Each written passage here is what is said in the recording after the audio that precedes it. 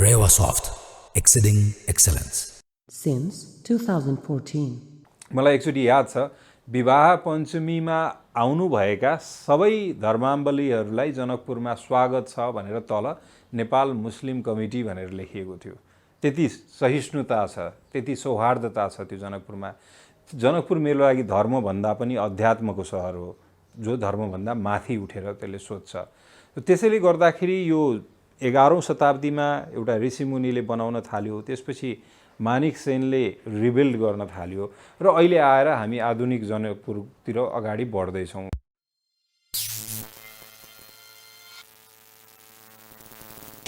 Gumante, the amazing travelers.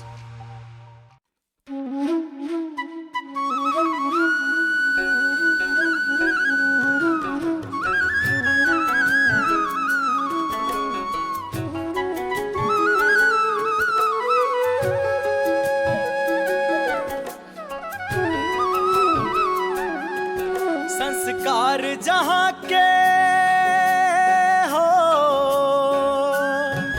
संस्कार जहाँ के अतिथि देवो भव, चारू ओर हरियाली स्वागत ला तैयार बाटे, मेच से महाकाली न्योता देता नि चली चली चली बुद्ध भूमि माँ देशवा में।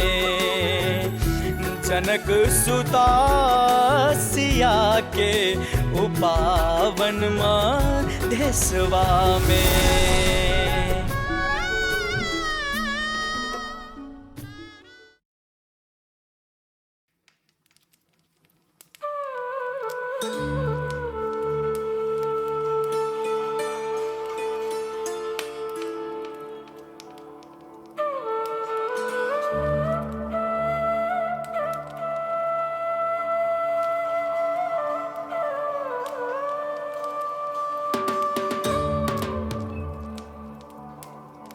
प्राचीन विदेहको राजधानी, मिथिला संस्कृति र कलाको इतिहासको केन्द्र, राजा जनकको राज्य अनि हाम्रो पवित्र सीता माताको जन्मभूमि यो हो जनकपुर।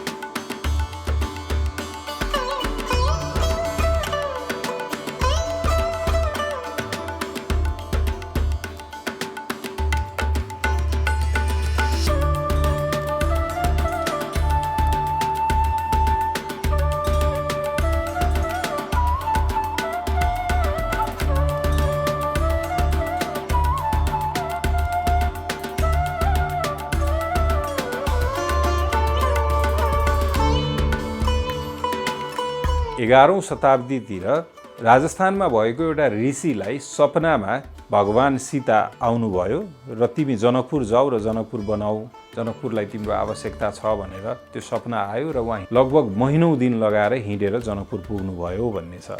त्यसपछि जनकपुरको एउटा यात्रा सुरु भयो। जनकपुरमा केही मठ मन्दिरहरू बने, केही एउटा संस्कारहरू बिस्तारै त्यो बिल्ड हुँदै गयो। त्यसपछि 17औं शताब्दीतिर आएर हेटौडाको सेन राजाहरूमध्ये मानिक सेन राजाले 400 बिघा जग्गा दिएर जनकपुरलाई पुनर्निर्माण गरियो भन्ने एउटा किंवदन्ती पनि छ, इतिहास पनि छ। र त्यसपछि जनकपुर चाहिँ 72 कुण्ड र 52 कुटीको सहर भनेर परिचित हुन थाल्यो। र अहिले पनि हेर्नुभयो भने तपाईले जनकपुरमा धेरै पोखरीहरू देख्नुहुन्छ, जुन त्यहाँको पब्लिक स्पेस पनि हो, वाटर ब्याङ्क पनि हो। गर्मी ठाउँ छ, त्यसैले गर्दा पोखरीहरूले अलिक शीतलता पनि दिन्छ। माछा पालन पनि हुन्छ त्यहाँ। जनकपुरको एउटा संस्कार माछा हुन आयो पछि गएर।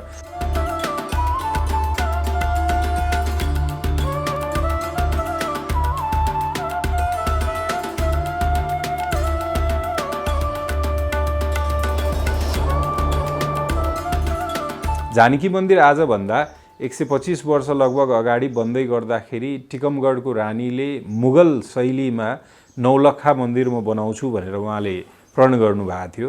त्यस अन्तर्गत बनाउनु भयो र त्यो बनाउने क्रममा मुगल शैलीको भवन बनाउनको लागि कारिगरहरू, मुस्लिम कारिगरहरू भारतबाट आए र त्यो जनकपुरमै बसे। जनकपुरका मुस्लिमहरू अहिले उहाँहरू नै हो।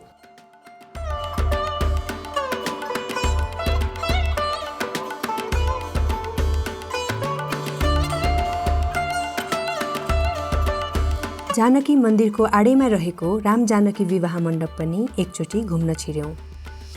यहाँ चाहिँ प्रवेश गरेको 10 रुपैयाँ लाग्ने रहेछ। भिडभाड पनि यहाँ निकै कम थियो।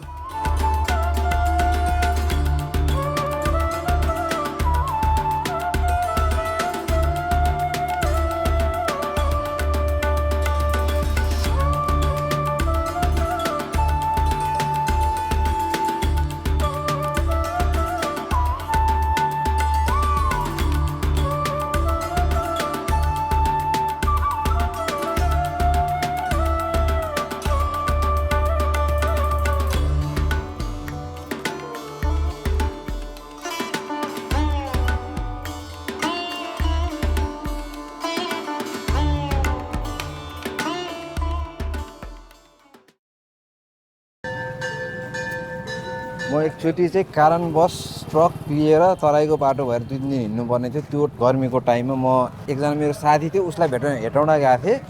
अनि उसले चाहिँ मलाई एकदमै गर्मी भयो यार भनेपछि ल पक म तँलाई यस्तो दामी चिज खुवाउँछु, तँलाई शीतल हुन्छ भनेर लग्यो। म चिसो खुवाउनु होला भनेको, उसले चाहिँ मलाई लगेर यस्तो सातु खाएको थियो क्या। हाम्रो टिमको साथीभाइहरूले अरूले पनि एक्सपिरियन्स गरेको छैन यो फेनोमेनन, तर यो खाएपछि इन्स्टेन्ट जिउ यस्तो शीतल हुन्छ कि त्यही अब हामी ट्राई गर्दैछौँ अब सातु। यो गफ लाउनु हामी ट्राई गर्छौँ, यो हो कि होइन हामी सत्य पत्तो लगाएर जनता सामु भाइ हामीलाई पनि ल।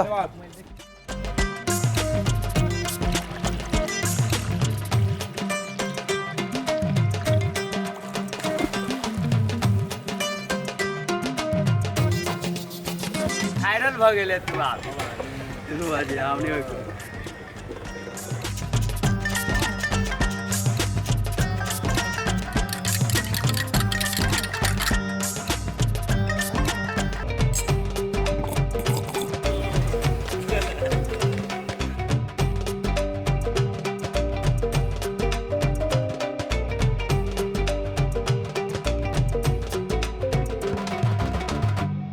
मैथिल भाषालाई चाहिँ त्यो राज्यको चाहिँ भाषा मानिन्थ्यो। त्यो फेरि यो हाम्रो यो एरिया यति मात्रै होइन, इन्डियाको चाहिँ भन्नु गङ्गा नदीभन्दा यतातिरको यो दरभङ्गासम्म यता धेरै ठुलो राज्य थियो त्यो पनि, मिथिला पनि, जहाँको राजा जनक हुनुहुन्थ्यो।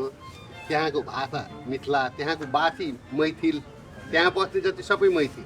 त्यति बेला हाम्रो यहाँ तेली भन्ने थियो काम, तेल बनाउनु थियो। अहिले पो मेसिनले तेल बनाउँछ, पहिले त एउटा गोरु लगाएर ठुलो चाहिँ वरसरी घुमाउँदाखेरि दुईचोटि घुमाउँदाखेरि एक ठोस हुन्थ्यो। त्यो हेरेको पनि हाम्रो गाउँमा रामसेवकको थियो होइन। अब भाँडा बनाउने कुमार पण्डित भन्ने हुन्थ्यो, उनीहरूको कामै थियो भाँडा बनाउने। माटोको काठको काम गर्नेलाई लोहार भन्छ, जो अहिले शर्मा भनेर बोलाउँछ, कसैले ठाकुर भनेर बोलाउँछ, कसैले सबैको चाहिँ आफ्नो त्यहाँदेखि बाँडफाँड थियो कि त्यति बेला पनि।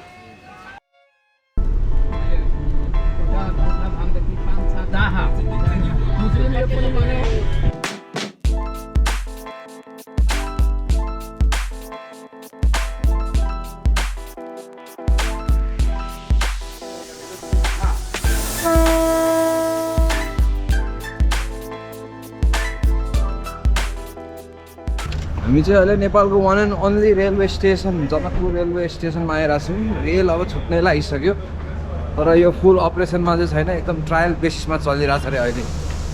ट्रेन इज द है, यो चाहिँ हाम्रो नेपालको ट्रेन।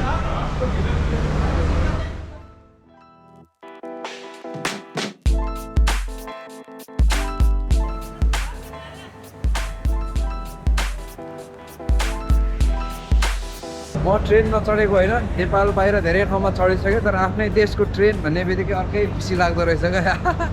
यो ट्रेन देखेर म धेरै खुसी भइरहेको छु है। यो फ्युचर अफ नेपाली ट्रान्सपोर्टेसन हो कि अहिलेको हिसाबले चाहिँ, फ्युचर भन्दा पनि the best solution for now. मधेसको जुन समतल बाटोमा चाहिँ ट्रान्सपोर्टेसन धेरै सजिलो हुन्छ यसले। राइट 16 नंबर गेट बंद है, ट्रैफिक के लिए गेट पर राइट है।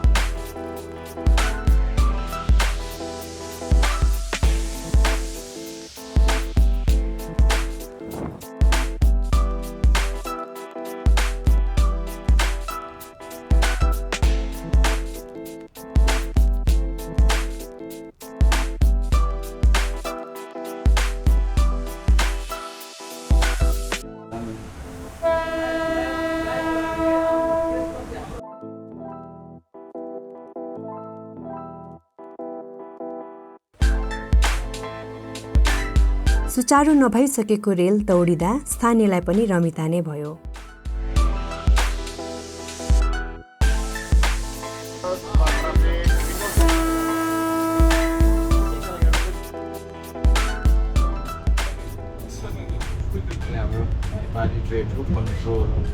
के भन्छ ड्राइभर स्पिड भनौँ ककपिट भनौँ एक्ज्याक्टली थाहा छैन। हामी चाहिँ स्टप आउन लाग्यौँ।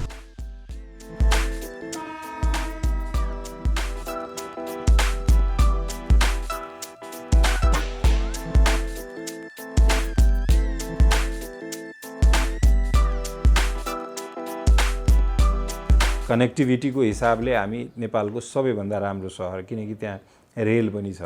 दिनको 10वटा फ्लाइट काठमाडौँ जनकपुर जोडिएको छ, दिनको एउटा फ्लाइट जनकपुर पोखरा जोडिएको छ, जनकपुरको 5वटा नाकाबाट जनकपुर सहर सडक मार्गबाट जोडिएको छ। त्यो सबै हिसाबले कनेक्टिभिटीको हिसाबले त बेस्ट सहर हो, ट्रेडको हिसाबले राम्रो हो, इकोनोमिक भाइब्रेसन एकदमै राम्रो छ। जतिकै आन्दोलन भए पनि 1 महिनामै जनकपुर ब्याक टु नर्मल भइहाल्छ।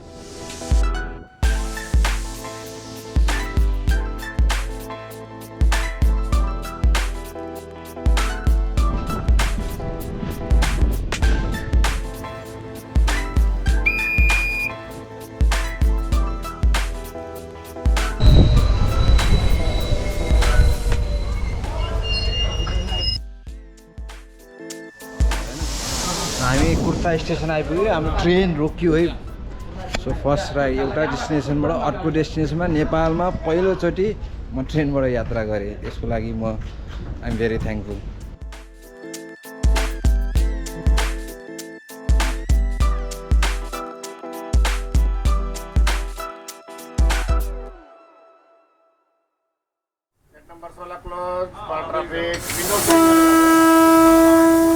यो नेपाली रेलवे हो, यसलाई पहिले जनकपुर रेलवे पनि भनिन्थ्यो र नेपालको एकमात्र रेलवे हो। यो सञ्चालन हुनु टुरिज्मले पनि विभिन्न एङ्गलले पनि एउटा समृद्धिको सङ्केत गर्छ। तर नेपाल सरकारको यो खसवादी मानसिकता भनौँ न, पहाडी मानसिकता भनौँ न, यो मानसिकताले यो ट्रेन ओझेलमा परेको छ। अब भनौँ न 900 करोड रुपियाँ इन्डिया सरकारको अनुदानको लगानीमा यो बनेको, नेपालको पैसाले बनेको यो रेलवे ट्र्याकहरू होइन। नेपालले 2वटा ट्रेनको डब्बा र इन्जन किनेर ल्याएको हो। जब यति करोडको संरचना जब निर्माण भइसकेछ भने सञ्चालन नहुनु दुर्भाग्य हो।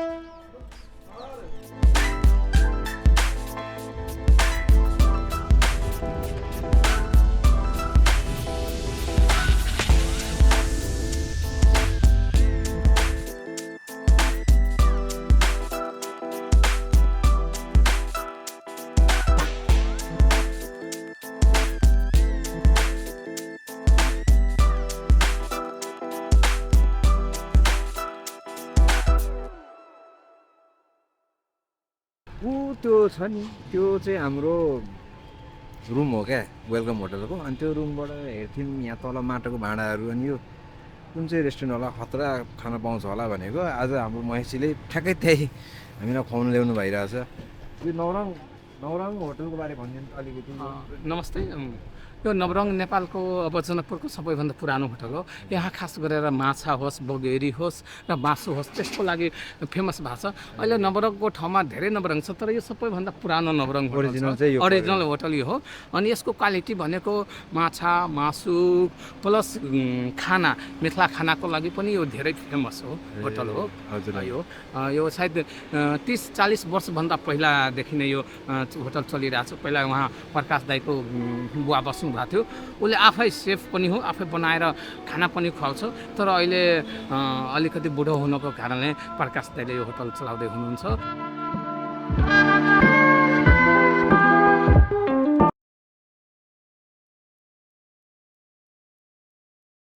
नवरङ होटलको आफ्नै ब्रान्डेड हो र जुनमा मिथिलामा हाम्रो अचारहरूको धेरै महत्त्व छ। यो कुनै कटहरको होला, कुनै आँपको होला, कुनै मिठको होला।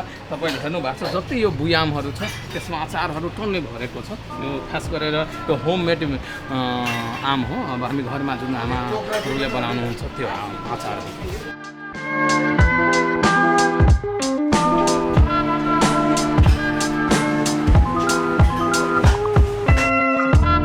जब हामी मिथिलामा कुनै पनि पाहुनाहरू आउँदा तिलौरी अदौरी तरुवा र पापडहरू हामी दिने गर्छौँ। त्यही भएर यो हाम्रो यो तिलौरी हो। यसलाई तिस्यौरी भन्छौँ। तिस्यौरी भनेको आलसको होइन जुन फ्ल्याक्स सिड भन्छौँ त्यसको यो फ्राई गरेर हुन्छ प्लस राइस क्रेकर राइस र त्यसको मिलाएर बनाएको हुन्छ है। अनि यो पुरै राइसको मात्रै हुन्छ, त्यसमा केही केमिकलहरू यस्तो केही हुँदैन। अनि होममेड पुरै हो। यो आलुको चिप्स यो तपाईँले होममेड आलुको चिप्स हो यो है, जुन हामी जलपानमा हामी यो खाना गर्छौँ।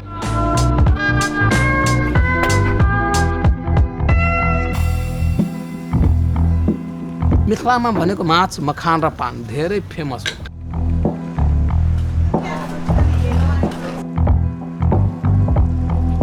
मिथिलामा धेरै खानाहरू छ जुन एउटा हिन्दीमा कहावत है दिखता है तो बिकता है। न हामी त्यसलाई देखाउन सकेछौँ न बेच्न सकेछौँ। नमस्ते, म प्रकाश भगत पुरानो नवरङ होटल। हजुर हजुर धन्यवाद छ है। तपाईँहरू पनि जनकपुर आउनुभयो भने चाहिँ यो ठाउँमा एकचोटि पुरानो नवरङ बाहिर उहाँले लेख्नु पनि भएको छ, यो चलेर होला अरू धेरैवटा नवरङ छ तर ओरिजिनल नवरङ चाहिँ यो। ठ्याक्कै एड्रेस भनिदिनु त। यो शिवचोक। हजुर तपाईँले यो हाम्रो हेर्ने मान्छेहरूको लागि कतै टाँसिदिनु, उनीहरूले यो देख्यो भने पनि यो हो भन्ने हुन्छ। ल धन्यवाद तपाईँहरू आउनुभयो। मलाई होइन होला भन्ने यसो हेरेर गएँ कि तपाईँको अलमोस्ट सबै हेरेछु मैले भिडियोहरू, बवाल लाग्छ। हजुर हजुर यो पनि आउँछ होला नि। यो पनि हो जनकपुरको लागि। बिग फ्यान दाइ, बिग फ्यान। तपाईँले खतरा गरिराख्नु भएको छ।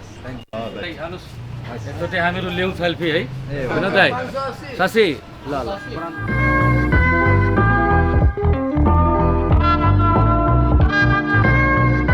जनकपुर भन्दा बित्तिकै म त त्यत्तिकै पनि तरङ्गित हुन्छु। त्यहाँको तालहरू सम्झिँदै गर्दाखेरि, पोखरीहरू, त्यहाँको मठ मन्दिरहरू। जनकपुर भनेको सहर हो र सहरभित्र एउटा फरक किसिमको क्यारेक्टर छ। मान्छेहरू त्यति धेरै एक्सप्रेसिभ छैन, आफ्नो कुरा त्यति राख्न जान्दैनन्, तर राजनीतिक रूपमा, साहित्य, शिक्षा, खेलकुद सबै रूपमा हेर्नुभयो भने त्यहाँको इतिहास र वर्तमानसम्म हेर्दै गर्दा औद्योगिकरण, जनकपुर रेलवे, कनेक्टिभिटी सबै हिसाबले बेस्ट छ।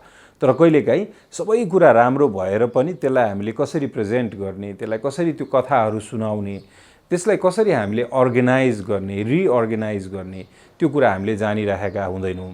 त्यसैले मलाई चाहिँ के लाग्छ भने सबै कुरा छ तर कमजोरी भनेको त्यो कुरालाई कसरी प्रस्तुत गर्ने त्यो जानिरहेका छैनौँ हामीले, र त्यो कुरा हामी सिक्दैछौँ, त्यो कुरा हामी प्रयास गर्दैछौँ।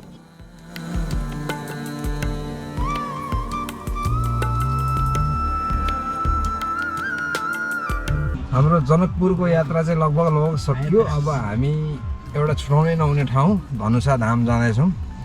यहाँबाट कति छ महेशजी? यहाँबाट 15-16 किलोमिटर हो र, नजिकै हो त त्यो भनेको त। बाटो अलिकति त्यो हो। धनुषा धामको चाहिँ अलिक सिग्निफिकेन्स छ भनौँ, त्यो पछि विस्तृतमा कुरा गरौँ न। यो जनकपुर चुरोट कारखाना हो, तर अहिले मन्त्री क्वार्टर यहाँ बनाएको छ। कारखाना स्टार्ट हुने यहाँको जनता र यहाँको मान्छेहरूको पनि बनाएको छ, सायद छिट्टै हुनेवाला छ।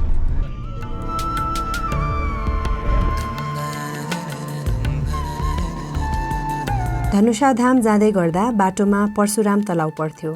त्यहाँ एकैछिन रोकियौँ। अब हामी धनुषा धाम पुग्न लाग्यौँ, तर धनुषा धाम पुग्नुभन्दा अगाडि फेरि अर्को एउटा इम्पोर्टेन्ट रिलिजियस साइट प्लस पोखरी रहेछ। यो भनिदिनु त महेश चाहिँ हाम्रो। नमस्ते, यो हामी अहिले परशुराम तलाउमा पुगिसकेको छौँ। यो परशुराम तलाउ भनेको धनुषा धामभन्दा 2-3 किलोमिटर पछाडि नै हो। भगवान परशुरामले यहाँ तप गर्नुभएको थियो, त्यही भएर यसलाई परशुराम तलाउ भन्नुभएको छ। अनि यो तपाईँले जुन हेर्नु भएको छ यो दृश्य भने भगवान परशुराम त शिवको ठुलो भक्त थियो। अनि त्यही कारणले यहाँ परशुराम तलामा परशुराम बाबाको त्यो ठुलो स्ट्याचु पनि पहिला बनाएको थियो र भूकम्पको कारणले भएको थियो, तर फेरि बनिरहेछ है। अनि त्यही कारणले यहाँ भगवान शिवको माथि यहाँ मन्दिर कमलको एउटा स्ट्याचु पनि छ। अनि त्यसलाई यहाँको घुम्न आउने यात्रिकहरूको लागि पनि एउटा श्रद्धाको केन्द्र बनेको छ। र जब यो रामायण पालोदेखि जब यो धनुषा धाममा धनुष एउटा पाट झर्दा यहाँ पनि परशुराम तलामा पनि भगवान् परशुरामले यहाँ तप गर्ने भनेर अहिले पनि काल्पनिक कुराहरू यहाँ मिलिरहेछ र भनाइ सत्यको तथ्य यहाँ पनि अहिले पाइरहेछ।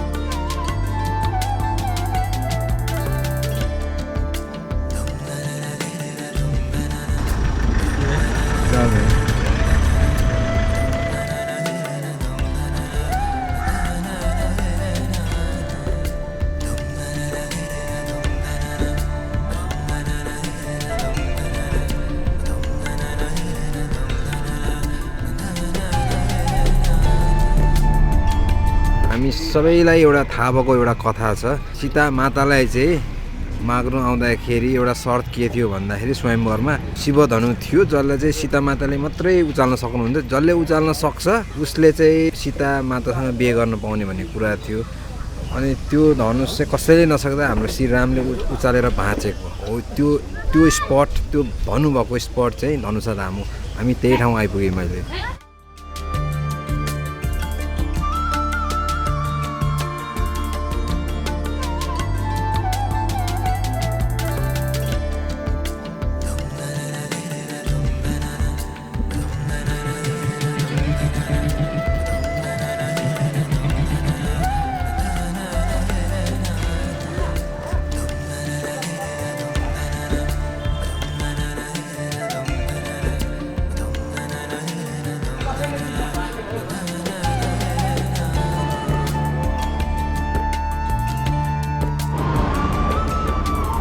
सत्ययुगमा शिवजीले त्रिपुरासुर भन्ने राक्षसलाई मार्नको लागि महर्षि दधीचीकै शरीर दान माग्नुभयो। जिउँदै शरीरमा नुन लगाइदिनु भयो, जिउँदै शरीरलाई गाईसँग चाट्न लगाउनु भयो। उहाँकै हाडबाट धनु बन्यो, पिनाकी धनु। त्यही धनुले त्रिपुरासुर भन्ने राक्षसलाई मार्नुभयो। त्यसपछि त्यो धनु शिवले परशुरामलाई दिनुभयो र परशुरामले लगेर जनक महाराजलाई दिनुभएको थियो। यति चाहिँ विष्णु पुराणमा आउँछ। अब वाल्मीकि रामायणले वर्णन गरेको छ कि सीता उत्पन्न भइन् पृथ्वीबाट। भय प्रकट कुमारी भूमि विदारी जनहितकारी भयहारी सीता उत्पन्न भइन्। सीता पाल्दा पोस्दा सीता 7 वर्षको थिइन् र त्यो धनु देब्रे हातले उचालिन्, दाहिने हातले लिपपोत गरेर राख्दिन्। अब यही दृश्य देखेर जनकलाई आश्चर्य लाग्यो कि यत्रो सानीले यत्रो धनु कसरी उचाली, यसका जोडा पनि होला। यही भएर उहाँले धनुष यज्ञ रचाइदिनु भयो। त धनुष यज्ञ रचियो जनकपुर। रंगभूमि जब सिंह पगुधारी देखी रूप मोहे नर नारी वहाँ 12 बिघा हाथनु बो वहीं 3 टुकड़ा बो प्रभुदोई चाप खंड मही डारे। 3 टुकड़ा बो दाहिने भागको टुकड़ा गयो आकाश जो रामेश्वरममा छ तमिलनाडु, जो समुद्रमा तैरिन्छ। यही हो, कहिले यही तैरिन्छ वहाँ। यही भएर हाम्रो मिथिला महात्म कथाले धनुषा धामको दर्शन रामेश्वरमको दर्शन भनेर वर्णन गरेको। र देब्रे भागको टुक्रा चाहिँ गयो पाताल जनकपुर धनुसागर राम मन्दिरको अगाडि जो पोखरी छ। आजभन्दा 45-50 वर्ष पछाडि त्यो पानी माथि बराबर निस्किरहनु हुन्थ्यो। र यहाँ चाहिँ बिचको भाग त्यही छन् राम मध्य धनु तोडा, मध्यको टुक्रा। त यो मेन टुक्रै माथि यो पिपलको रुख छ। यो रुखलाई पनि अनुमानितमा 550 वर्ष भनेर यसलाई राखिएको छ। अब धनुष चाहिँ पूर्वतिर बढ्दै बढ्दै गइरहनु भएको छ। यो बढ्ने क्रम भएकै हुनाले यहाँलाई मन्दिर नबनाएर ब्लक लगाएर राखेको। र यहाँ एउटा हाम्रो सानो कुण्ड छ पाताल गङ्गा, हाम्रो गुहेश्वरी जस्तो। हाम्रो यहाँको लागि चाहिँ एउटा सूचक हो यो। यहाँका खेतीबालहरू यसैले आँकडा गर्छ यसपालिको समय कस्तो छ, धान बाली कस्तो छ भन्ने यही पानीकै लेभलले। यो कुण्डको पानी जति माथि बस्यो उति हाम्रो यहाँ शुभ मानिन्छ र जति तल जानुभयो उति अशुभ मानिन्छ। र यसो हेर्दाखेरि जस्तो रुद्राक्ष हुन्छ नि त्यस्तो रूपमा हुन्छ। न ढुङ्गामा आइरहेको छ न फलाममा आइरहेको छ। अहिलेसम्म के हो भनेर यसलाई प्रुभ भइरहेको छैन। यही भएर नै यसलाई धेरै कृत्रिम नदिउँ, जति सक्दो यहाँलाई प्राकृतिकमै राखौँ भनेर यो रूपमा राखिएको। यही भयो यहाँको संक्षेप कहानी।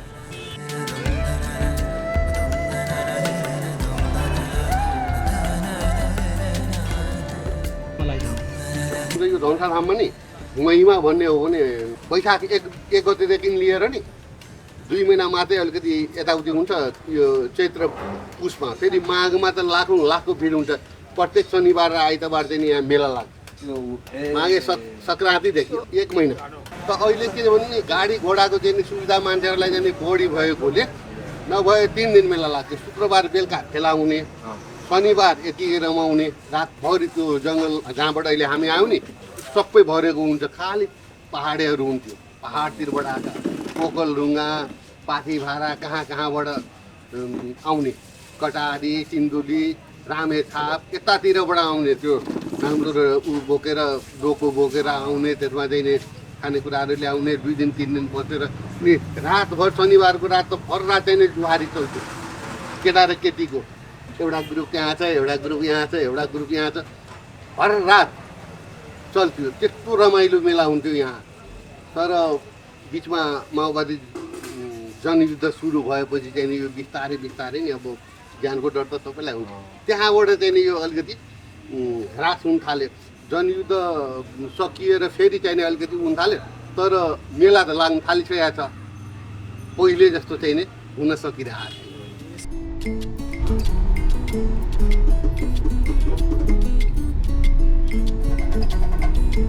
धनुष मन्दिरको दर्शनपछि हामी नजिकैको धनुषाधाम संरक्षित वनतिर लाग्यौं।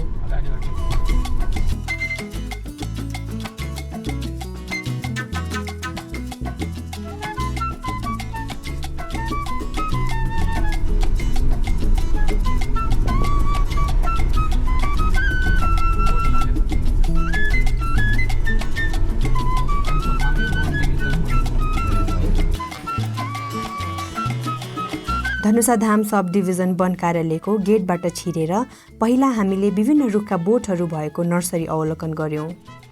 यहाँ वरिपरिका किसानलाई वितरण गर्नका लागि जङ्गली प्रजातिका विभिन्न रुख बिरुवाका ब्याडहरू थिए। स्थानीयले स्वयं वृक्षारोपण गरेर डाले घाँस र काठदाउराको जरुरत पूरा गर्दा वन पैदावार अतिक्रमण कम हुने देखिएपछि यहाँ हरेक साल करिब 17-18 प्रजातिका फरक बोट बिरुवाहरू तयार गरिन्छ। रोप्न तयार भएपछि स्थानीय किसानहरूलाई आवश्यकता बमोजिम यहाँबाट निशुल्क बिरुवा वितरण गरिने रहेछ। यो धनुषदह हो। यहाँ धनुषाधाम संरक्षित वनभित्रै पर्ने बाणगङ्गा नदीको मुहानबाट बगेर आउने पानीको प्राकृतिक जलाशय थियो। बीचमा बाढीले जलाशय ध्वस्त पारेपछि प्राकृतिक दहलाई पुनर्स्थापना गरेर आधा भाग सिमसारको रूपमा संरक्षित राखिएको छ भने दहको आधी भागमा चाहिँ पोखरी बनाइएको छ। यहाँ घुम्न आउने आगन्तुकलाई डुङ्गा सयर पनि गराइन्छ। 360 हेक्टरको वन क्षेत्र विनाश भएर 124 हेक्टरमा झरिसकेको थियो।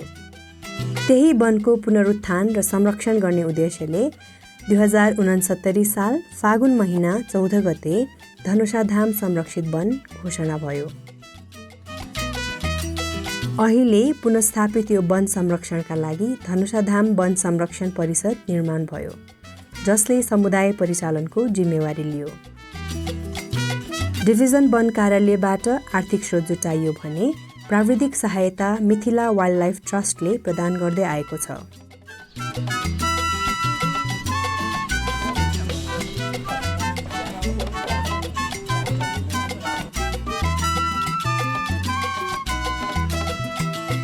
के छ guys, how are you feeling? एकदम मजा आइरहेछ। रेल चढेको दाजु हेर्नुहोस्, आज माई चेस्ट बिकम ब्रेस्ट भइरहेछ यहाँ दङ्ग एकदमै चिल। तिमीलाई रेलसँग तिम्रो के प्रब्लम छ? कोसँग? रेलसँग। रेल किन? तिमी त म चढेकै छैन अहिलेसम्म, देखाएको छैन। अनि किन नगएको त? अनि त्यत्रो चान्स हुँदाखेरि म त छुटेमा छोडेर गएँ केटाहरू, तिमी त कहिले नि भनेर दिएर गएथ्यौ। के भयो अब, के थाहा, केटाहरू खिच्ने भनेर दौडादौड गरेँ। अब अनि भनेर के हो खास?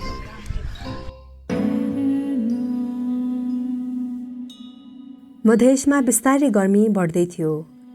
एकापट्टि घना सुन्दर जङ्गल, अर्कोतिर धनुष दहमा विचरण गरिरहेका सयौँ चराचुरुङ्गीहरू।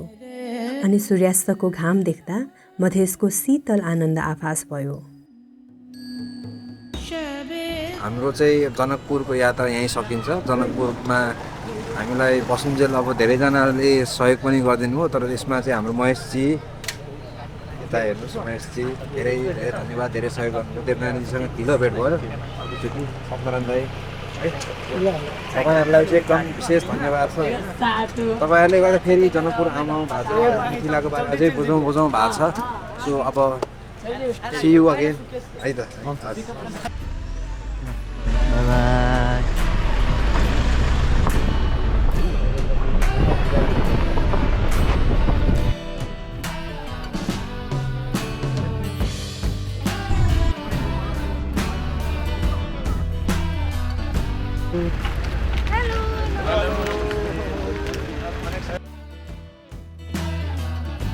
हामी मध्य प्रदेश डुलेको चाहिँ आज 15 दिन भयो। अनि 15औं दिनको दिनमा चाहिँ हामीसँग अब जोडिन आइपुग्नु भएको छ वर्षा बस्नेत।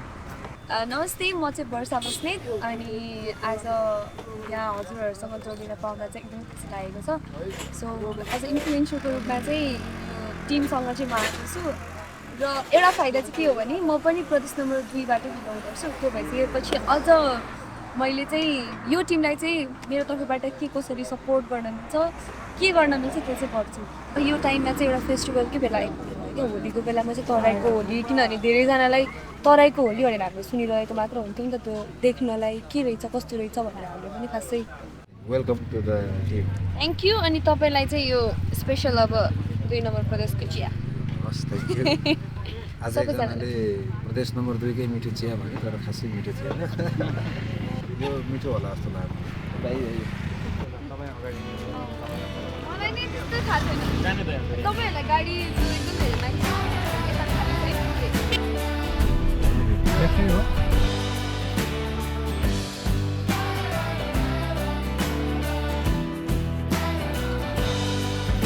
हाम्रो त्यो दिनको बास चाहिँ हेटौडाको क्विक 20 होटलमा भयो। मध्य प्रदेश छोडेर हामी एक रात बागमती प्रदेशमा बस्ने भयौँ।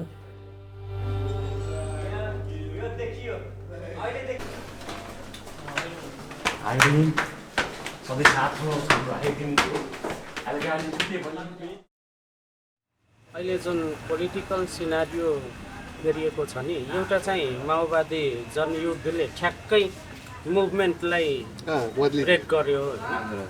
यहाँ जुन पहाडी र मधेसी समुदाय सँगै बसेर जुन सेलिब्रेट गर्ने चलन थियो, बाहिरबाट मान्छे आउने क्रम ठ्याक्कै रोक्यो।